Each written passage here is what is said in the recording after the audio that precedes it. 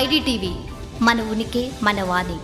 నమస్తే. ప్రస్తుతానికైతే దుబాయ్ ఇరాన్కు డైరెక్ట్గానే అల్టిమేటం జారీ చేసింది. ఇప్పటి వరకు కూడా అమెరికా, ఇజ్రాయిల్ మిలిటరీ బేసెస్కి, స్థావరాలకి ఆశ్రయమిస్తూ వచ్చినటువంటి యూఏఈ ఏదైతే ఉందో, అరబ్ కంట్రీస్ అన్నీ కూడాను ఇరాన్ గనక యుద్ధంలో గెలిచినా లేకపోతే గనక స్థిరంగా గనక ఎటు కాకుండా అయిపోయినా సరే భవిష్యత్తులో తమ గల్ఫ్ దేశాలన్నిటిపైన ఆధిపత్యం కోసం ఇరాన్ ఖచ్చితంగా దాడులు చేస్తుంది.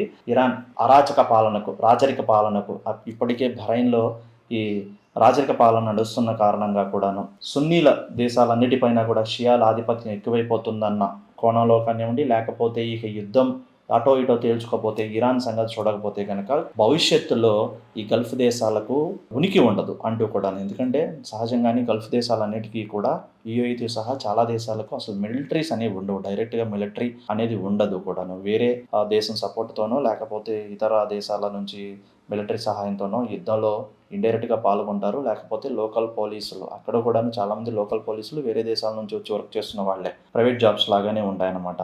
సో ఇప్పుడు కనుక ఈ క్షణంలో, ఈ నిమిషంలో కనుక ఇరాన్పై తమ వంతు ప్రతీకారం కనుక లేకపోతే కనుక ఇక నేరుగా యుద్ధం చేసి అటో ఇటో తేల్చుకోకపోతే భవిష్యత్తులో మరింత ప్రమాదం కొని తెచ్చుకునే ఉంటుంది. లేకపోతే కనుక ఇరాన్ ఎప్పటికైనా సరే తమ దేశాల మీద, తమ ఉనికి మీద యుద్ధం చేసే ప్రమాదం ఉందన్న నెపంతో మొన్నటి మనకు సౌదీ అరేబియా రంగంలో దిగింది. అంతకుముందు ఖతారు, ఇప్పుడు డైరెక్ట్గా దుబాయ్ కూడా ఇరాన్కు అల్టిమేట్ జారీ చేసింది. మేము కూడా నేరుగా యుద్ధంలో దిగుతాం, ఇరాన్ అంతు చూసే వరకు కూడా అటో ఇటో తేల్చుకుంటూ ఉంటుంది.